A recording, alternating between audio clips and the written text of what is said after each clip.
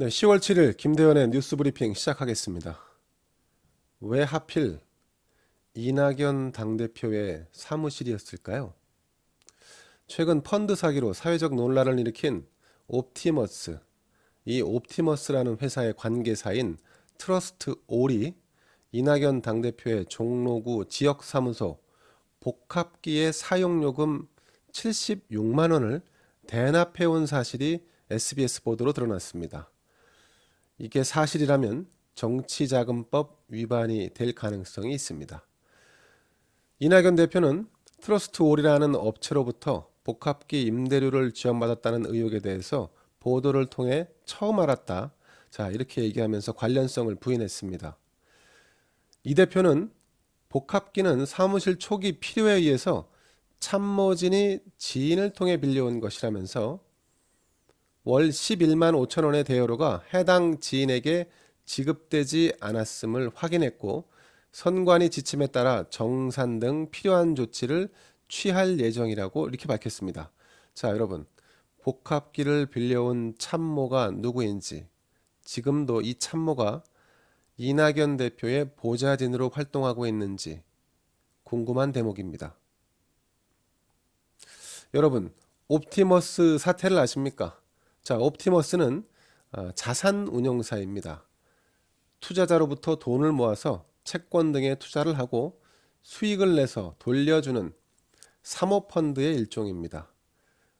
여러분, 요즘처럼 은행 이자율이 사실상 제로금리인 상황에서는 돈을 좀 굴려보고자 하는 사람들 입장에서 펀드만큼 유용한 투자처가 또 없다고 합니다. 자, 그런데 이 옵티머스라고 하는 회사가 모은 돈을 제대로 운영하지 않았습니다. 자, 손실을 입으면서 총 5천억 원에 이르는 어마어마한 돈을 투자자에게 돌려주지 못하는 지경에 처한 것입니다. 뭐 회사로 치자면 일종의 부도가 난 셈입니다.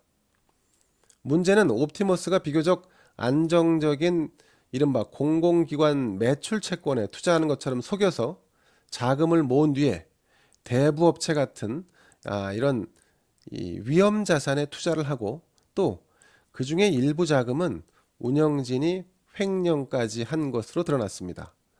특히 이 옵티머스와 관련해서는 구속된 관계자가 있는데 이 관계자의 아내가 알고 보니까 최근까지 청와대 행정관으로 근무하는 등 현 노무현 정권이 이 사건에 어떤 식으로든지 연루되어 있는 게 아니냐, 연루된 사람들이 더 있는 것이 아니냐 하는 의혹이 제기된 상황입니다.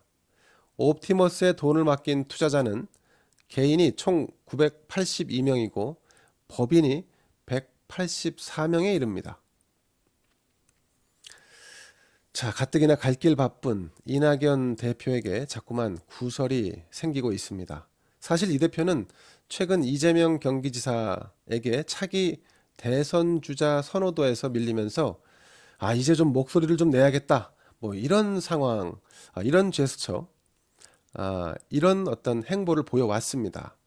자, 우선 미국 빌보드 차트 1위에 오른 BTS 이 방탄소년단의 병역 문제에 대해서 이 방탄소년단의 병역을 면제해 주는 게 좋지 않겠냐 하는 목소리가 당내에서 나오니까 단호하게 말을 아끼시라 하면서 함구령을 내렸습니다.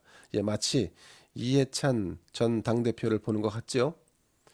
자, 병역은 공정의 사안에서 매우 중요한 잣대로 여겨집니다. 매우 예민한 문제이기 때문에 적어도 이낙연 대표 자신이 당을 대표하고 있을 때 최대한 이런 사안은 좀 조심하자는 차원으로 해석이 됩니다. 자, 이 대표는 최근 문재인 청와대가 강력하게 드라이브를 건 경제 3법에 대해서도 강한 추진 의지를 드러낸 바 있습니다. 재계 주요 관계자들과 만난 자리에서 경총이라고 하는 경제단체 관계자들과 만난 자리에서 규제 3법의 연기 요청이 쇄도했습니다. 하지만 이에 대해서 이낙연 대표는 늦추거나 방향을 바꾸기 어렵다는 이런 완고한 입장을 보이면서 재계의 빈축을 사기도 했습니다. 이 대표는 국민의힘 김종인 비대위원장이 경제 3법 추진하는 데 동의한다. 하지만 그와 함께 노동법도 개편하자 이렇게 제안을 받았는데 이와 관련해서는 시기적으로 적절치 않다 하면서 선을 그었습니다. 노동자를 비롯한 사회적 약자를 더 두텁게 포용할 때라면서 노동계의 입장을 두둔했습니다. 네, 그도 그럴 것이 이 현 정권은 어, 정권 태동에 있어서 이 노조, 특히 노동계와는 상당히 좀 밀접한 관계가 있고 이 노동계의 주장에 반하는 이를테면 노동법 개편 같은 일을 추진하기가 쉽지는 않습니다. 이 대표는 또 고위공직자 범죄 수사처 문제에 대해서도 최근 목소리를 높이고 있습니다. 야당이 공수처장 추천위원을 곧 추천할 것처럼 하더니 요즘 감감무소식이라면서 이제 기다림도 한계에 이르고 있다. 예, 야당을 강하게 압박하는 모습을 취했습니다. 이 대표는 얼마 전까지만 해도 경쟁 주자가 없을 정도로 따라올 주자가 없을 정도로 차기 대선 레이스에서 압도적 1위를 달렸었습니다. 하지만 이재명 경기지사가 대법원에서 무죄 취지로 파기환송되면서 살아났고, 자, 이 지사에게 최근 들어서는 차기 대선 주자 지명도 선호도에서 1위 자리를 내주고 말았습니다. 이낙연 당대표가 되면 당권을 장악하고 당내 제세력을 규합할 수 있다는 생각을 했을지 모르겠지만 막상 되고 나니까 매일 쏟아지는 현안에 목소리를 내면서 곳곳에서 보이지 않는 암초와 마주치고 심지어는 이른바 정적도 쌓여가고 있는 형국입니다. 당초 당대표 자리는 독이 든 성배라면서 이낙연 대표 주변에서 이 대표 출마를 만류했던 사람들의 우려가 현실이 되어가고 있는 것이 아닌가 하는 생각마저 듭니다.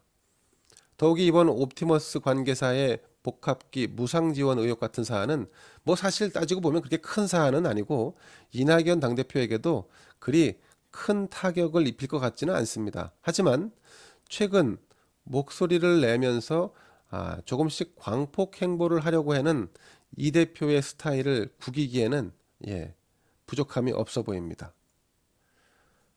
자, 6개월가량 남은 당대표 임기 동안 이낙연 대표가 산적한 현안과 또 매번 순간순간 다가올 악재를 잘 극복해 낼지가 귀치가 주목되는 대목입니다. 만약에 리더십에 상처가 나면 당대표 임기 전 그의 차기 대선주자 선호도는 상승이 아니라 하락 국면을 맞게 될 것으로 그렇게 예상이 됩니다. 여러분, 이낙연 민주당 당대표의 미래 어떨 것 같습니까? 네, 조금 더 지켜보실까요? 감사합니다.